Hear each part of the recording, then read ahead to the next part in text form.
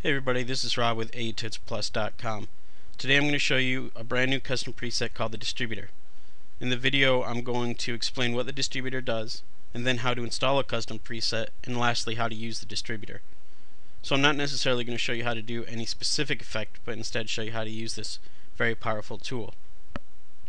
What the Distributor does is it distributes layers throughout 3D space. The best examples of when you would use this is if you were doing something like a photo mosaic, where you have 1, 2, or even 300 plus layers that you need to animate from a random place in 3D space back to its original location. Another time you can use the Distributor is just to statically distribute layers throughout 3D space. So you can use it either as an animation or just statically placing. An example of what you can do if you use it as an animation is this example right here.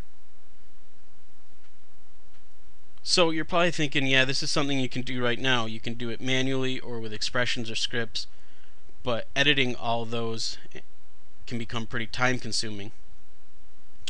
And the other way is using a plugin. If you were to animate it, you could use something like Card Dance, but that's actually just a 2D effect simulating 3D. So as you can see here, I have the background to the logo and then another layer that's just the text. If I was using Card Dance with this, I wouldn't be able to get pieces of the background both in front and behind the text logo, since it's actually just a 2D layer simulating. So it can really limit what you do.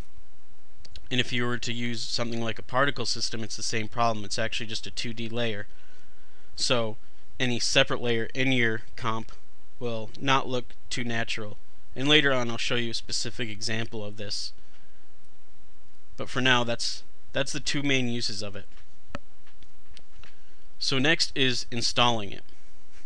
Now before I do that, let me give a quick overview of the difference between a custom preset and a regular preset.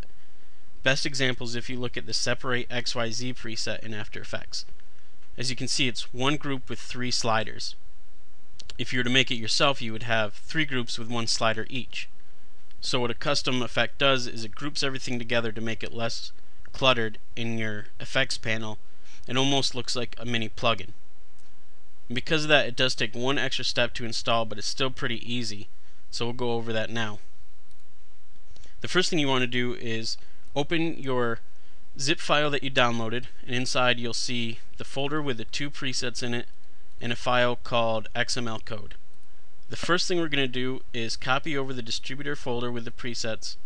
We're going to go over to our After Effects and then to Support Files, and this is with CS3 or CS4.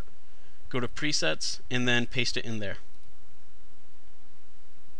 You can stop right there if you don't want to edit the XML file that we're about to. The only difference is it'll say missing on the title of it, but it still works fine, so if you don't want to, you can stop right there. But the next step is pretty easy. To do it, you just go back to your support files, go down until you find a file called Preset Effects, and before we edit it, it's always a good idea to make a backup copy of any system file, just in case, but we shouldn't need it. Just name it backup, and then you can open it. And you can do that in any text editor except for a word processor like Microsoft Office, because Microsoft will add its own language to it and After Effects won't be able to read it anymore. So something like WordPad, or I'm going to be using the ExtendScript toolkit. So we can get into that. Now if you scroll all the way to the bottom, the last 2 lines say Effect and Effects. This is closing off the last effect, and then this is closing off the entire document. So we're going to make some room behind there, or between those two, and then go back to our downloaded folder and open the XML code file. Going to select all, copy it, and then just paste it right here between the last 2 lines, and that's all it takes to install it. So it's very simple.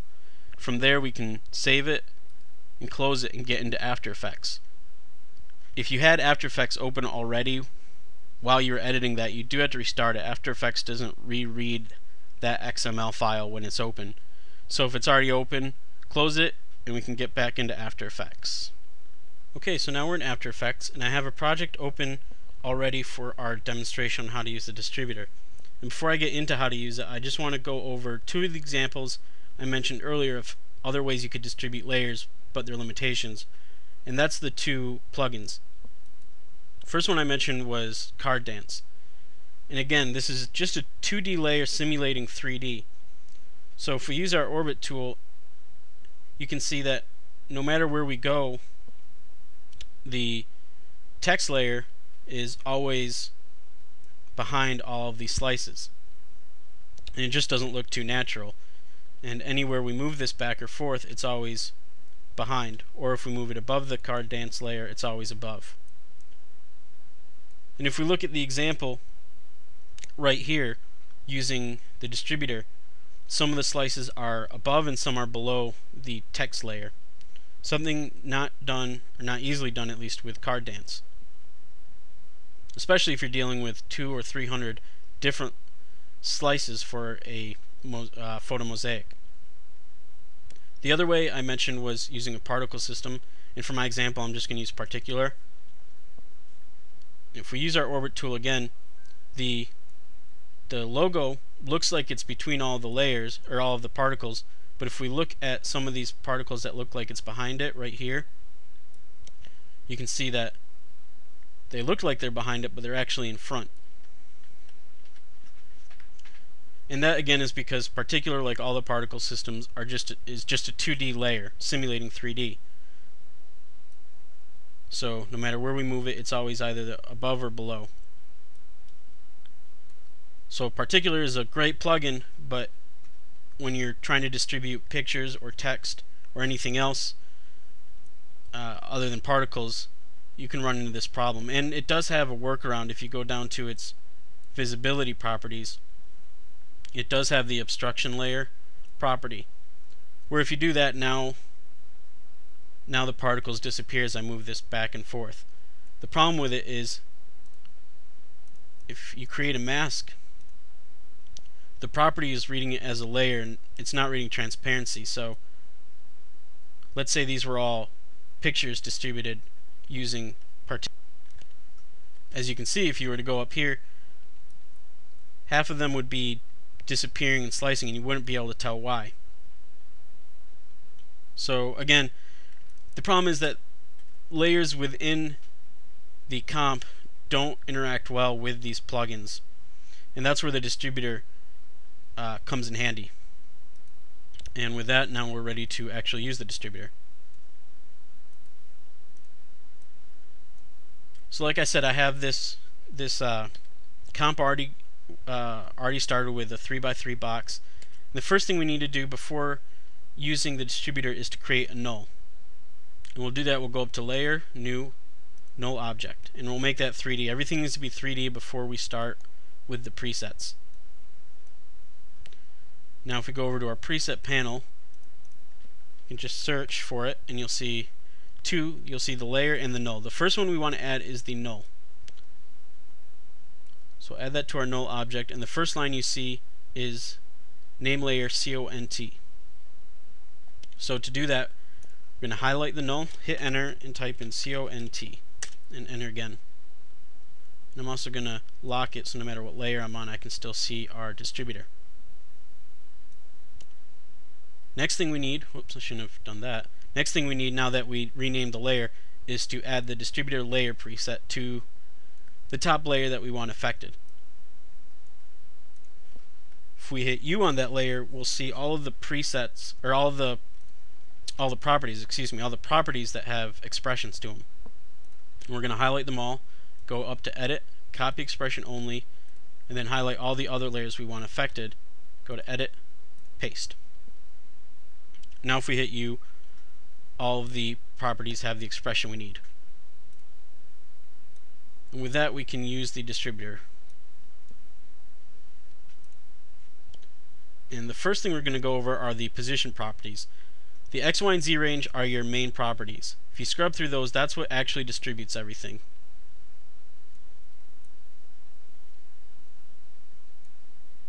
Now let's say you have everything distributed in the range you want, but you don't necessarily like where they're placed. If you use the random seed, it'll just randomly pick a new position for everything, and you can do that until you find one that you like.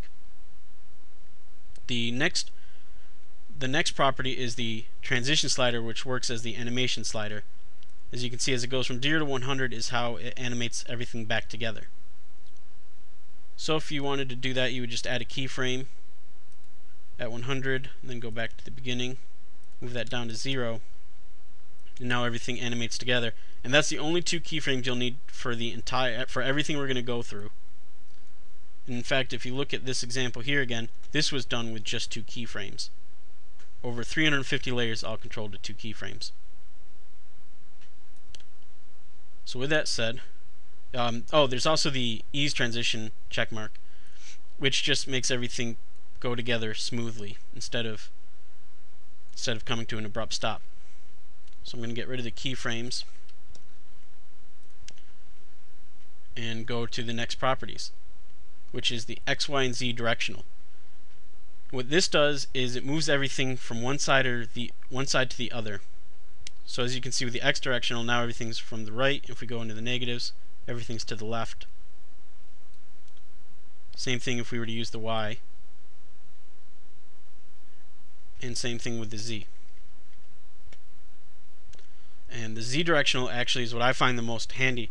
If you want everything to fly from behind you while it's animating, if you check the Z directional and push everything back, if we use the slider now, everything comes from behind you as it comes together.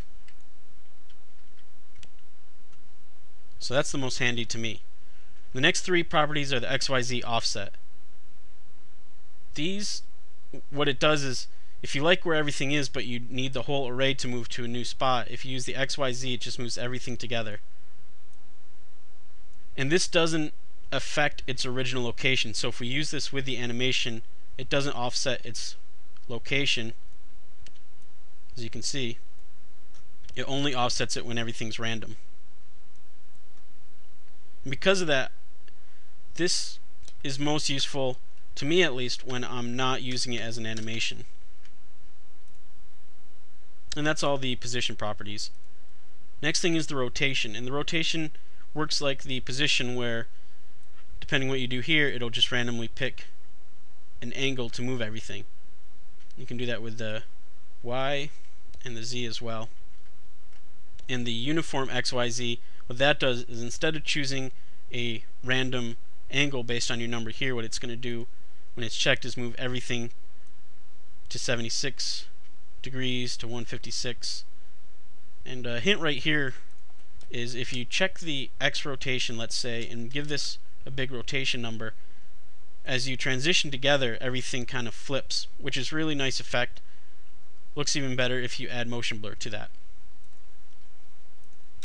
So just a quick tip with that. And I'm just going to random everything again. And that's all the rotation is. And that brings us to our last 2, which is 2 global properties, opacity and rotation. First is opacity, and by default it's not turned on. So as you can see by moving the slider here, nothing's happening.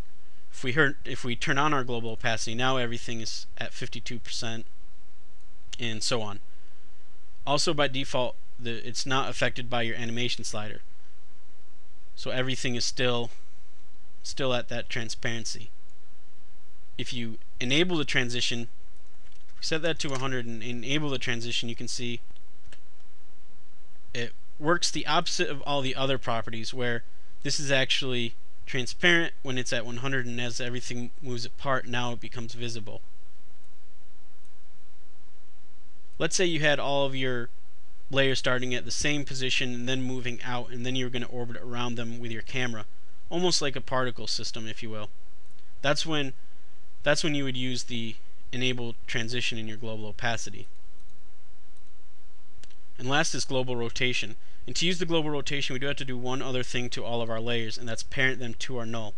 To do that, we're going to highlight them all, use the pick whip, and go to our control layer, and now we can use the global rotation. And what this does is it acts a lot like your position offsets, where instead of individual layers being affected, it's going to affect the entire array together. So as you can see, everything's moving and rotating as one full plane. And by default, this transition is not enabled. So again, if we animate it, everything stays at the angle you choose. Now if we do enable the transition, now everything will flip together.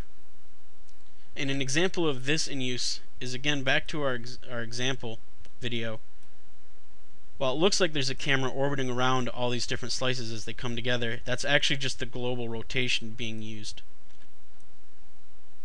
So again, you're getting this kind of orbiting feel with just 2 keyframes. And that's all the properties to the distributor. It's not complicated at all, but it can come in handy, especially when you're dealing with 100, 200 plus layers. So that's how everything works. Now another a quick example of when this can come in handy, other than just photo mosaics or distributing layers throughout 3D space to interact better with other 3D layers, is if you go to graymachine.com. He has a tutorial about reverse shatter where he uses Illustrator and vectors to shatter an object and move everything back together. Give that a look and then try that with the distributor and you should see some pretty nice effects. Again, my name is Rob with atitsplus.com. I hope you enjoy the distributor and it comes in handy and helps with your workflow.